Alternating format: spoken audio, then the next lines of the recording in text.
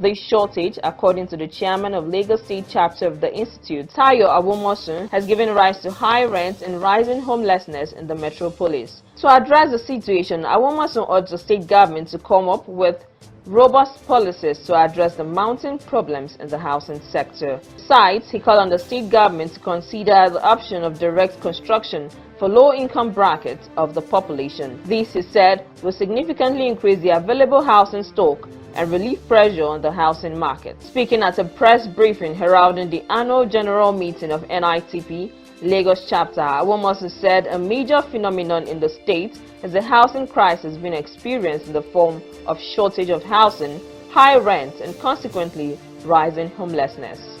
The Federal Executive Council approved the construction of 14 roads and bridges which were badly affected by floods in Ekiti State, Adamawa, Kebbi, and Enugu State. Works Minister David Umahi said this while addressing State House correspondents after the FEC meeting. He said the others are in Cross River State, Ondo State, Osun State, Ebonyi, Abia, and Imo State. He said the roads were awarded in addition to a contract for the repair and rehabilitation of Gamboro Bridge along Gamboro-Ngala Kala-Balge Road in Borno. The minister said FEC also approved a new contract for the rehabilitation of Maraban Kankara Funtua Road in Katsina State and construction of 258-kilometer 3-lane carriageway, a component of the 1000 Sokoto Badagry Superhighway Section 2, Phase 2A. Likewise, he said FEC approved the contract for the construction and dualization of Afikpo Uturu Okigwe Road in Ebonyi, Abia, and Imo State. He said FEC similarly approved the contract for Bordeaux Boni Road in Rivers to be executed by Julius Berger.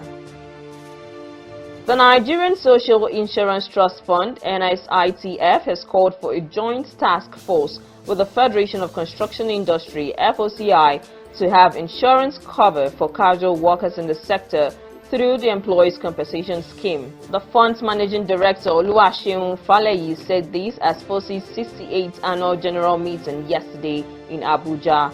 Faleyi said it was improper for thousands of casual workers in the construction industry to be left out of the coverage of the ECS.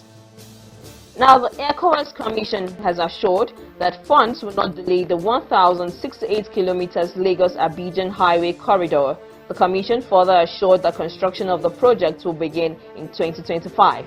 Chairman of the Steering Committee and Nigeria's Minister of Works, David Umahi, made the disclosure in Lagos during the 21st Steering Committee meeting of the Lagos-Abidjan Corridor Highway Development Project. Umahi said the project was initiated in 2013, but that COVID-19 caused a delay for 3 years despite the fact that there were numbers of funding partners, especially the African Development Bank, that have been part of the process. According to the committee chairman, the steering committee has been meeting to bridge the gaps of the project that started in 2013. Reacting to the issue of treaties signed by member states, Umahi said there was a conflicting issue on the nomination of coordinating agency, Abidjan-Lagos Corridor Management Authority, adding that there has been an agreement after a meeting at the Ministerial Steering Committee where all the members of the 5 member states met. While making statements on the objective of the project, Minister of Roads and Highways, Ghana, Francis Asenso Boakye, said the road infrastructure is to connect communities with trade, tourism, and social life. On the foreign scene, the collapse of construction giant ISG is devastating for the sector and could lead to other firms going under, the boss of an industry trade body has said. The chief executive of Build UK, Susanna Nicole, said that many smaller firms in the supply chain would not now receive money, putting their future at risk. Workers and suppliers have said they are shocked and demoralized by the news of ISG's collapse. The company, which holds more than £1 billion worth of government contracts, fell into administration last week and 2,200 workers were made redundant with immediate effect. And that's it on Housing News 360. More stories on Housing TV News at the top of the hour. I am Phoebe Onwabuje. Thanks for watching. Bye for now.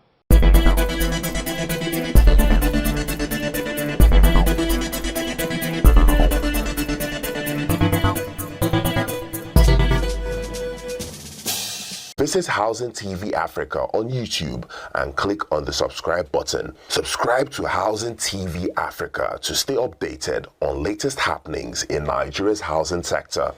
Follow our social media pages, like and share our posts on Facebook, Housing TV Africa, on Twitter, Housing TV Africa, Instagram, Housing TV Africa. Join the conversation and keep up with latest housing updates. Housing TV Africa, your first in housing development broadcasting.